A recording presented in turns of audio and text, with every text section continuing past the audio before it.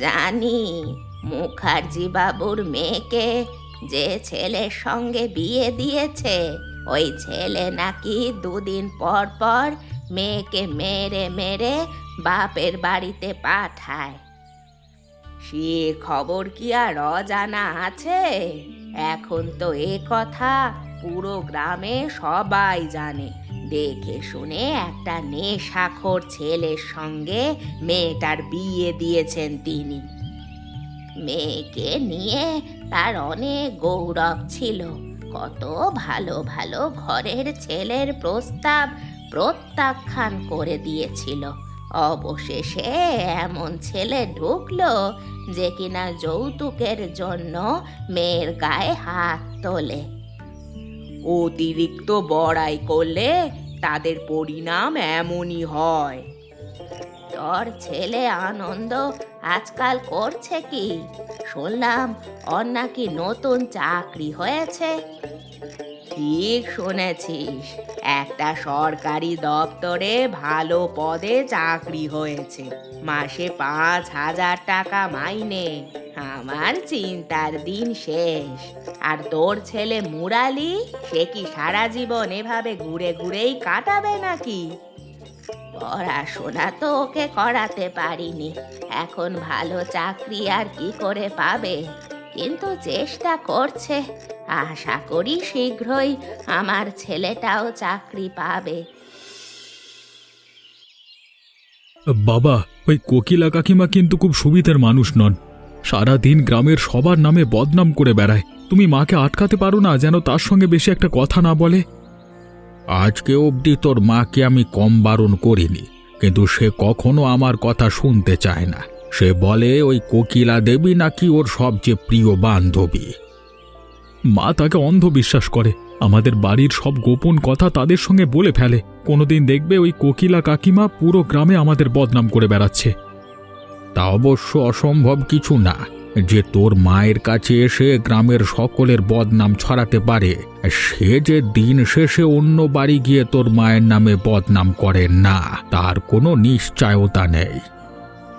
আমি তো চেয়েছিলাম সরাসরি বলে কোকিলা কাকিমা আমাদের বাড়িতে আসা একেবারের জন্য বন্ধ করে দেব, কিন্তু পরে আবার ভাবলাম মা যদি রেগে যায়। ভালো হয়েছে তুই কিছু বলতে যাসনি, না হয় দেখতিস রেগে তোর সঙ্গে কথা বলা বন্ধ করে দিয়েছে। আমার মনে হয় তুমি একবার কথা বললেই মা ঠিক বুঝবে। পুরোটাই তোর ভুল ধারণা। আমি যদি ওকে বোঝাতে চাই ও তো বুঝবেই না, বরং আমার সঙ্গে ঝগড়া করে বাড়িতে অশান্তি সৃষ্টি করবে। তাহলে এই বিষয়ে তোমার আর আমার কোনো কিছু না বলাই ভালো, যা হচ্ছে হতে দাও। আজ বেশ কিছুদিন ধরে দেখছি তুই কলেজে যাওয়া বন্ধ করে দিয়েছিস। এভাবে কলেজে যাওয়া ফাঁকি দিতে থাকলে তোর পড়াশোনার ক্ষতি হবে। তোর কি শরীর টরীর খারাপ করেছে নাকি? আমার শরীর একদম ঠিক আছে মা, আমি ইচ্ছে করেই কলেজে যাওয়া বন্ধ করে দিয়েছি। কিন্তু কেন? এত কষ্ট করে তোর পড়াশোনার জন্য আমি টাকা রোজগার করি, আর তুই কিনা বলছিস তুই কলেজে যাওয়ার ইচ্ছে করে বন্ধ করে রেখেছিস। তুই জানিস না তোকে নিয়ে আমার কত স্বপ্ন। আমি জানি মা, কিন্তু আমি কোনো পথকুল না পেয়ে এমনটা করতে বাধ্য হয়েছি। প্রতিদিন কলেজে যাওয়ার সময় আমাকে নতুন নতুন তামাশার শিকার হতে হয়। তোর কোনো সমস্যা হয়ে থাকলে তুই আমাকে বল, আমি দেখছি। তুমি তো বিমলা কাকিমার ছেলে মুরালিকে চেনো, ও কতটা বখাটে সেটাও তোমার খুব ভালো করেই জানা আছে। আজ কদিন ধরে আমি কলেজে যাওয়ার সময় ও আমাকে উত্ত্যক্ত করে। পৃথিবীতে তুই মানুষকে যত বেশি ভয় পাবি, মানুষ ততই তোর ভয়টাকে দুর্বলতা মনে করে তোকে আরো বেশি করে অত্যাচার করবে। এখন আমি কি করব মা? ওই মুরালির সাহস তো কম নয়, ও আমার মেয়ের দিকে নজর দিয়েছে, ওর চোখ আমি টেনে তুলে ফেলবো। আপনাদের দুজনকে ঠিক চিনতে পারলাম না, আপনাদের পরিচয়? আগে আমার নাম কোকিলা, আর ও হলো আমার বন্ধু বিমলা। আমরা দুজনেই তালপুকুর পাড়ের পাশে থাকি। তালপুকুরের পাশে তো পীতাম্বর মশাই থাকেন, আপনারা কি তার আত্মীয় নাকি? আগে আমি পীতাম্বর মশাইয়ের স্ত্রী। আমার ছেলে প্রণব আপনার কারখানায় চাকরি করে। আপনি প্রণবের মা? দেখুন কাণ্ড, প্রণব আর পীতাম্বর মশাই দুজনেই আমার খুব ঘনিষ্ঠ লোক, অথচ আপনি তাদের ঘরের মানুষ আমি জানতাম না। আমাকে প্রণব প্রায়ই বলে আপনি একজন দেবতুল্য লোক। আর দয়া করে এসব কথা বলে আমাকে লজ্জায় ফেলবেন না। আপনারা হঠাৎ আমার সঙ্গে দেখা করতে এলেন কি মনে করে? বলতে খুবই সংকোচ লাগছে। আসলে বাবু, আমরা দুজনেই চাই একসঙ্গে মিলে একটা খাবারের হোটেল খুলতে। আপনারা ভালো চিন্তাই করেছেন, কিন্তু এক্ষেত্রে আমি কি করতে পারি? আপনি তো জানেন আমরা গরিব মানুষ, ব্যবসা দাঁড় করানোর মতো টাকা আমাদের হাতে নেই। তাই আপনি যদি আমাদের কিছু টাকা ধার দিতেন, তাহলে সে টাকা দিয়ে আমরা ব্যবসা করতাম। বুঝতে পেরেছি, কিন্তু আপনারা তো মেয়ে মানুষ, এক কাজ করুন, দয়া করে প্রণবকে সময় করে আমার বাড়িতে আসতে বলুন। আমি একটা এ বিষয়ে ওর সঙ্গে কথা বলতে চাই, তারপর আপনাদের সঙ্গে বাকি কথা হবে।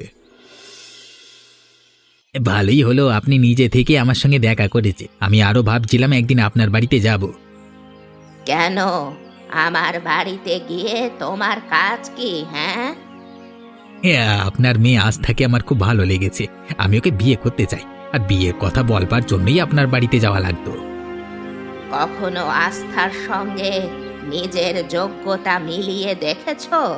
আমার মেয়ে একজন মেধাবী ছাত্রী, গ্রামের সকলের মুখে তার প্রশংসা। আর তোমার যোগ্যতা কি? মূর্খ বেকার কোথাকার।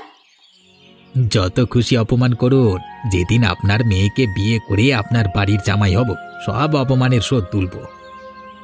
আমার মেয়েকে আমি বিষ খাইয়ে মেরে ফেললেও তোমার মতো ছেলের সঙ্গে বিয়ে দেব না। কেন, কিসের অভাব আমার মধ্যে যে আপনি আপনার মেয়েকে আমার সঙ্গে বিয়ে দেবেন না? কিসের অভাব? যোগ্যতার অভাব, নৈতিকতার অভাব, সততার অভাব। তোমার মতো মানুষ সমাজের জন্য অভিশাপ। এতে অবাক হওয়ার কি আছে? তোমার মা এ বিষয়ে তোমাকে বলেনি? আগে না বাবু, তিনি শুধু বলেছিলেন আপনি আমার সঙ্গে দেখা করতে চান, কিন্তু কেন দেখা করতে চান মানে এ কথা তারা দুজন খাবারের হোটেল খুলতে ইচ্ছুক, আর তাই ওরা চায় যেন আমি কিছু টাকা ধার দিয়ে ওদের সাহায্য করি। কিন্তু এটা কোনো অল্প টাকার বিষয় না। আর খাবারের হোটেলের ব্যবসা শুরু করতে বেশ কয়েক লক্ষ টাকার প্রয়োজন হয়। আমি জানি না হঠাৎ মায়ের মাথায় এমন চিন্তা এলো কেন, কিন্তু যদি মা মন থেকে এটা করতে চায় তাহলে আমায় তাকে আটকানো উচিত হবে বলে আমি মনে করি না। আমি তাদের কোনো উত্তর দেওয়ার আগে তোমার সঙ্গে এ ব্যাপারে কথা বলে নেওয়াটাই জরুরি মনে করেছি। আর যদি তুমি বলো তাহলে আমি ওদের ব্যবসার জন্য টাকা দেব। তাদের মন এ কাজ করতে চাইছে, আমি এ বিষয়ে বাধা দিলে তাদের মন ভেঙে যাবে। তাছাড়া একটা হোটেল খুলে ফেললে সারাদিন সকালে কাজ করতে করতে মায়েরও সময় কেটে যাবে। বেশ, আমি বিমলা দেবী আর কোকিলা দেবীকে খাবারের হোটেল খোলবার জন্য আর্থিকভাবে সহযোগিতা করব, কিন্তু একটা শর্ত আছে। বলুন বাবু, কেমন শর্ত? যে টাকা তাদের ব্যবসার জন্য আমি দেব, সেই টাকা বরাবর 1 বছরের মধ্যে আমাকে ফেরত দিতে হবে। যদি এই শর্ত মেনে তোমরা দলিল করতে পারো তাহলে আমি টাকা দেব। ঠিক আছে, আপনি যেমনটা চাইবেন ঠিক তেমনটাই করব। ঠিক আছে, কিন্তু তবু আমি তোমাকে পরামর্শ দেব আর একবার এ ব্যাপারে ভালোভাবে আলাপ আলোচনা করবার।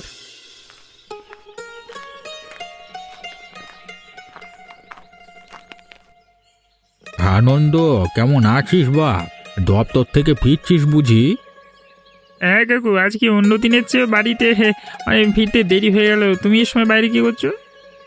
আমরা কয়েকজন মিলে বসেছিলাম বাজারে একটু আড্ডা দেওয়ার জন্য, সেখান থেকেই ফিরছি। মা আর বিমলা কাকিমা যা করছে সে বিষয়ে তোমার কোনো আপত্তি নেই তো? কি করছে তারা? কি নিয়ে আপত্তি থাকবে আমার? সে কি তুমি জানো না? আমার মা আর বিমলা কাকিমা মিলে খাবারের হোটেল খুলছে, সেটা নিয়েই তো আজকে কদিন ধরে তাদের মধ্যে এত ব্যস্ততা। বলিস কি রে? আমাকে তো কেউ এ বিষয়ে কিছু বলেনি। আমি তো মাত্র তোর কাছ থেকেই কথা জানতে পারলাম। কি অবাক কাণ্ড! তুমি আর বিমলা কাকিমা সারা দিন একই সঙ্গে একই ছাদের নিচে থাকো, অথচ এত বড় কথা বিমলা কাকিমা তোমাকে বলেনি? ব্যবসা তো খুলবে বললি হয় না, তার জন্য অনেক টাকার দরকার হয়। ওরা টাকা কোথায় পাবে? ওরা তো পুরো ব্যবস্থা করে ফেলেছে। কিষানলাল বাবুর সঙ্গে কথা বলে তার থেকে টাকাও ধার নিয়ে ফেলেছে শুনেছি। কি সাহস তাদের! এত বড় একটা সিদ্ধান্ত নেওয়ার আগে বিমলা আমার সঙ্গে কথা বলবার প্রয়োজন বোধ করলো না। বাইরের লোকের থেকে আমার এ কথা জানতে হলো। বিমলার জীবনে আমার কোনো মূল্য নেই।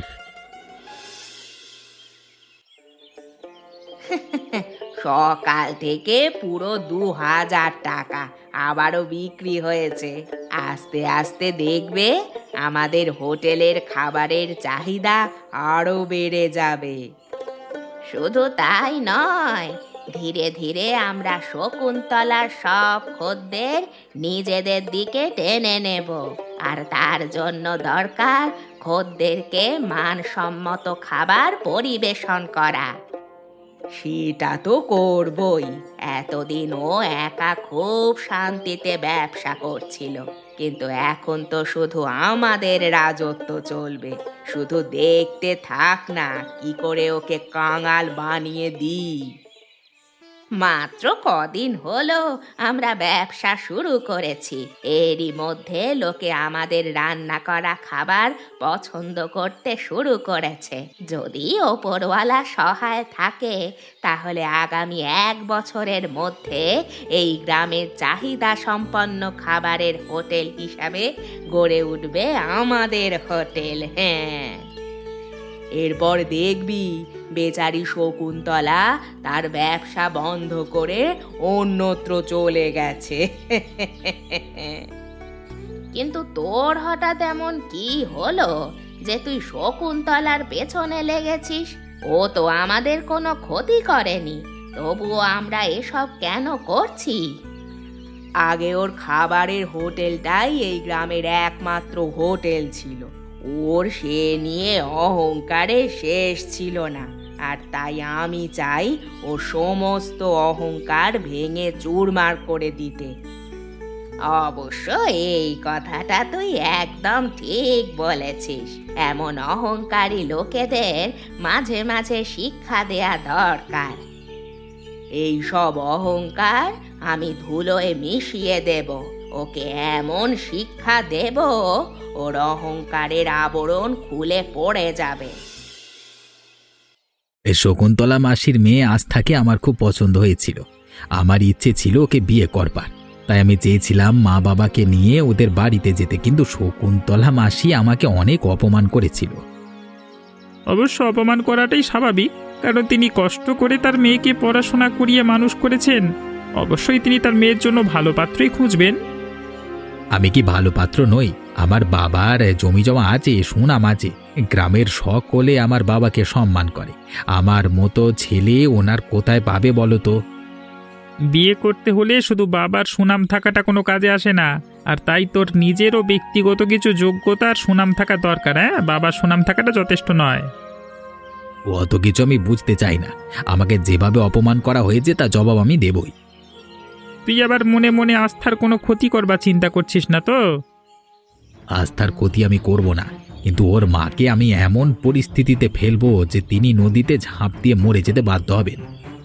পৃথিবীর সব মায়েরাই এমনটা করবে যদি তাদের মেয়ের উপর কেউ নজর দেয়। এখানে আমি শকুন্তলা মাসির কোনো দোষ দেখছি না। যে অপমান আমাকে করেছে সেটা যদি তুমি দেখতে তাহলে তুমি এ কথা বলতে পারতে না। আমার কষ্ট তুমি বুঝতে পারবে না, আর তাই আমি যা পরিকল্পনা করেছি সেটাই ঠিক, সেটাই করব। আজ তোর হোটেলের বেচা কেনা কেমন হলো শকুন্তলা? আদেও কি কেউ এসেছিল, নাকি সকাল থেকে নিজেই বসে আছিস? তোদের আশীর্বাদে খুব ভালোই চলছে। হয়তো 2-4 জন আছে যারা তোদের হোটেলের খাবার আমার হোটেলের থেকে বেশি পছন্দ করে।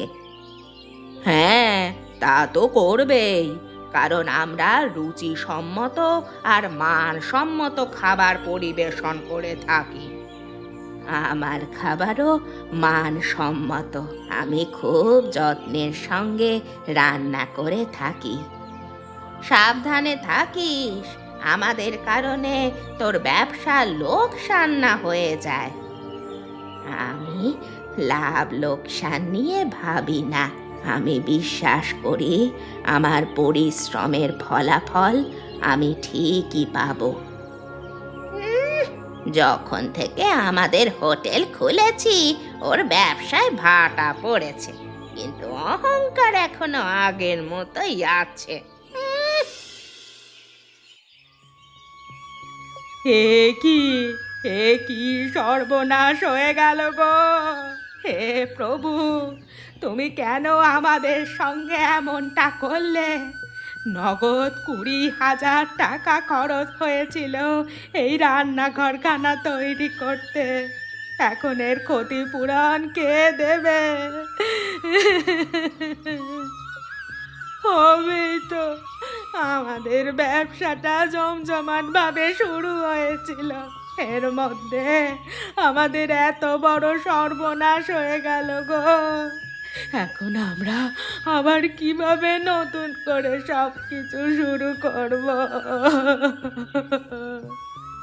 তোমরা কান্না বন্ধ করো। কেঁদে কখনো কোনো কিছু সমাধান করতে পেরেছে কেউ? আমাদের ঠান্ডা মাথায় ভাবতে হবে। বাবা ঠিকই বলেছে মা, তাছাড়া শুধু রান্নাঘরটাই তো ক্ষতি হয়েছে, আমাদের হোটেল তো এখন অক্ষত আছে, সেটাই আমাদের সৌভাগ্য। কিন্তু কিন্তু রান্নাঘরটা এই যে আসল রে। যদি রান্নাঘরই না থাকে তাহলে রান্না বান্না করব কোথায়? এখন যদি সব কিছু ঠিকঠাক করতে যাই তাহলে টাকাও ঢালতে হবে, আর সাথে অনেক দিন সময় লাগবে। তোমরা কেঁদো না, একবার ভেবে দেখো গ্রামের কত অসহায় মানুষ নিজেদের ঘর হারিয়ে ফেলেছে। সেই হিসেবে তো আমরা অনেক ভাগ্যবান। ওপরওয়ালার কি অপরূপ খেলা দেখো মা।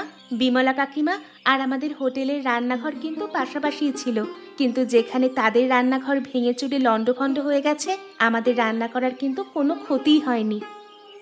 এ বিষয় নিয়ে আমিও যত ভাবছি ততই অবাক হচ্ছি, কিন্তু আমি ওপরওয়ালার কাছে কৃতজ্ঞতা জ্ঞাপন করছি।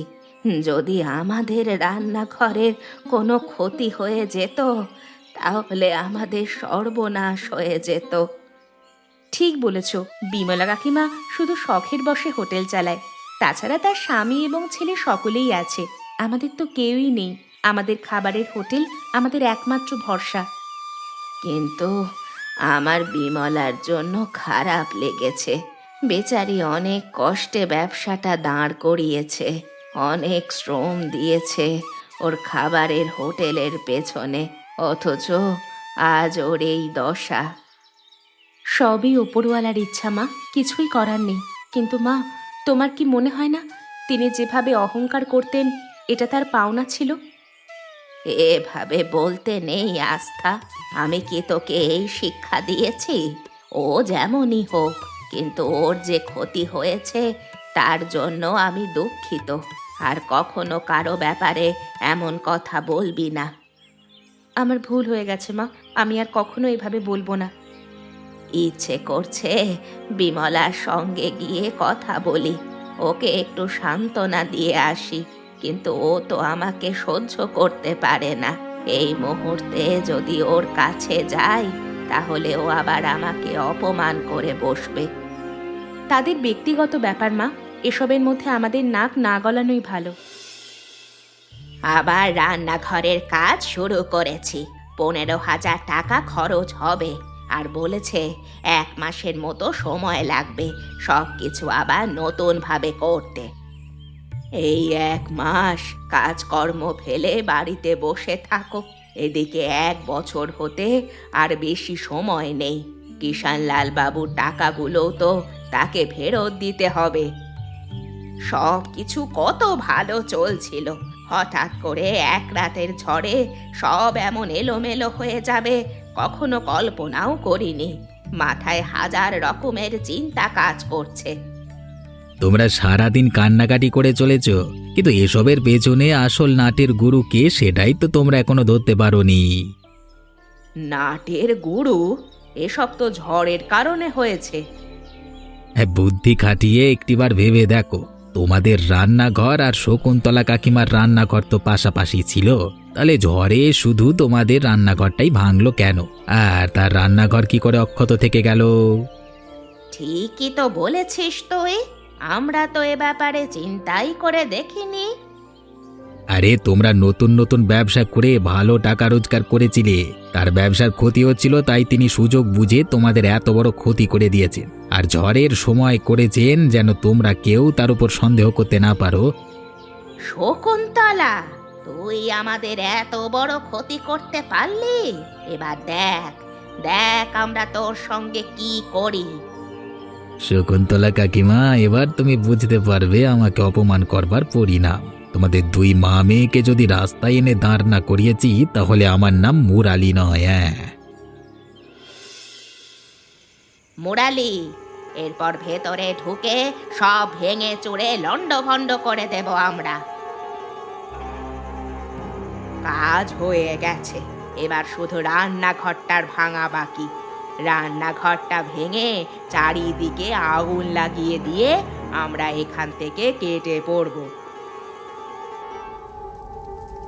তোমাদের প্রতিশোধ পূর্ণ হয়েছে, কিন্তু এখন আমাদের আর এখানে বেশিক্ষণ থাকা উচিত হবে না। এতদিন যেভাবে আমরা কষ্ট পেয়েছি, কাল সকালে সেই একই কষ্ট শকুন্তলাও ভোগ করবে। ওর কান্না ভেজা দুঃখী চেহারাটা দেখার জন্য আমার আর তর সইছে না। শকুন্তলা মাসির থেকে নিজের অপমানের প্রতিশোধ নিয়ে নিলাম। মা আর কোকিলা মাসিমা কিচ্ছু বুঝতে পারবে না। সাপও মরল আর লাঠিও ভাঙলো না। শকুন্তলার সঙ্গে যা কিছু হয়েছে খুবই অন্যায় হয়েছে, এবং স্পষ্টভাবেই বোঝা যাচ্ছে যে এর পেছনে কারো না কারোর হাত আছে। ওর হোটেলে আগুন লেগেছে, তাই বলে আমাদের সকলকে এখানে ডেকে আনার কি আছে? আমি কোনো ভিত্তি ছাড়া আপনাদের এখানে ডাকিনি, আর কোকিলা দেবীর ছেলে আনন্দ আমাকে সবকিছু বলেছে। আনন্দ? সে আবার এসবের মাঝখানে এলো কি করে? যেদিন থেকে তুই শকুন্তলা মাসির থেকে প্রতিশোধ নেবার জন্য নিজের হাতে তোর মায়ের হোটেলের রান্নাঘর ভাঙচুর চালিয়েছিলিস, সেদিন থেকেই আমি বুঝে গেছি তুই কত খারাপ। হ্যাঁ আনন্দ, তুই কিন্তু মিথ্যে কথা বলছিস। আমি কেন আমার মায়ের হোটেল ভাঙচুর করতে যাব? এসব মিথ্যে ঢপ। এখনো কি তুই বলবি যে আমি মিথ্যে কথা বলছি? আমি কখনো ভাবতে পারিনি আমার নিজের ছেলে আমাকে এত বড় ধোঁকা দেবে। ওর কথা বিশ্বাস করে আমি শকুন্তলার ক্ষতি করেছি। শকুন্তলা, তুই আমাকে ক্ষমা করে দে। যা ক্ষতি করার ছিল তা তো তোরা করেই ফেলেছিস। এখন আর তোদের ক্ষমা আমার কোনো কাজে আসবে না।